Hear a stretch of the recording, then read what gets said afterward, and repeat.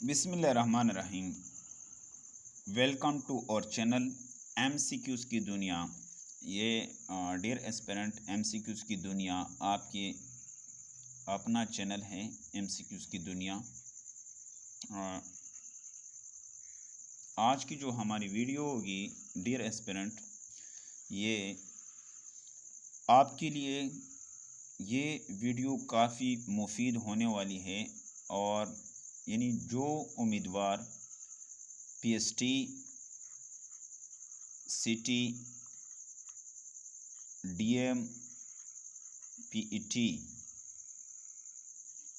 यानी जितने भी ये पोस्टें हैं ईटा के थ्रू, ये मैंने जो मैं आपको जिस तरह ये कोर्स आपको नज़र आ रहा है इंग्लिश 4th क्लास की मुख्तलिफ़ किस्म के बुक मैंने इसी तरह उठाए हुए हैं। जो गवर्नमेंट कोर्स है 4th क्लास से लेकर 10th क्लास तक, यानी इससे मैंने ये अख़ज़ किया हुआ है dear aspirant.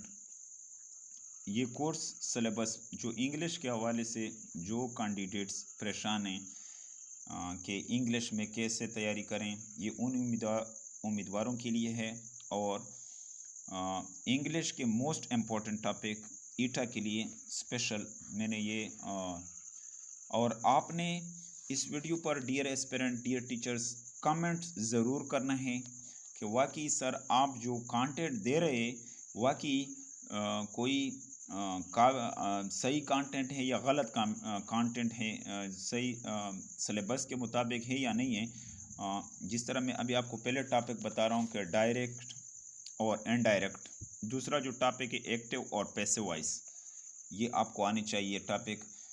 Name of poems, जो शायर हैं, यानी हर गवर्नमेंट इंग्लिश बुक के जो टेक्स्ट है 4th क्लास से लेकर dear aspirant 4th class to 10th class या 8th क्लास या 10th क्लास तक डियर एस्पिरेंट ये सारे जो आथर के नाम हैं ये आपको आने चाहिए। चौथे नंबर पर जो हमारे पास टॉपिक होगी dear aspirant, figure of speech, metaphor, personification, ये टॉपिक, एपोस्ट्रॉफी, इलिट्रेशन, रिपीटिशन, ये सारे टॉपिक आपको dear aspirant words by words आने चाहिए, sentence by sentence, class by class आनी चाहिए। और इस पर इंशाल्लाह मैं वीडियो अपलोड करूँगा, लेकिन मेरे पास टाइम भी बहुत ज़्यादा शॉर्ट हैं। जिस तरह अभी आप देख रहे हो कि 12 तारीख को पेपर हैं 80 कारी का, लेकिन मैं अपनी तरफ से कोशिश करूँगा। पार्ट्स ऑफ स्पीच में डियर एस्पिरेंट यहाँ पर noun, pronoun, adjective, verb, adverb, conjunction, interjection, ये सारे जो 8 पार्ट्स ऑफ स्पीच आपको dear aspirant words by words आने चाहिए। और यहाँ पर थोड़ा सा तीसरे नंबर पर टॉपिक जो है एडजेक्टिव और उसकी types, preposition. Dear aspirant preposition बहुत डेप्थ टॉपिक हैं, इस पर तकरीबन 2-3 वीडियो बन सकते हैं अगर सही एक्सप्लेनेशन के साथ, बहुत ज़्यादा वीडियो इस पर बन सकते हैं। इंटरजंक्शन, इसी तरह ऑर्डर ऑफ एडजेक्टिव, इस पर भी साइलेंट लेटर्स, ये डियर एस्पिरेंट ये 16 पेज पर मौजूद हैं, क्लास 4th की बुक में आप इसको देख सकते हो। डाइग्राफ जो टॉपिक हैं इस पर भी आप लोगों ने काम करना है। आर्टिकल्स, AND आर्टिकल्स, इसकी खाली तारीफ नहीं डियर एस्पिरेंट, ये सारी चीज़ों को कंसेप्चुअल समझने की कोशिश करना है। रेगुलर और इरेगुलर नोन पर भी आप डियर एस्पिरेंट आपने काम करना है।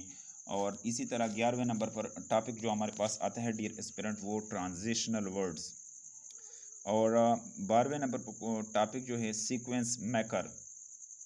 और 13 नंबर पर जो टॉपिक है शॉर्ट्स एंड लॉन्ग वोवल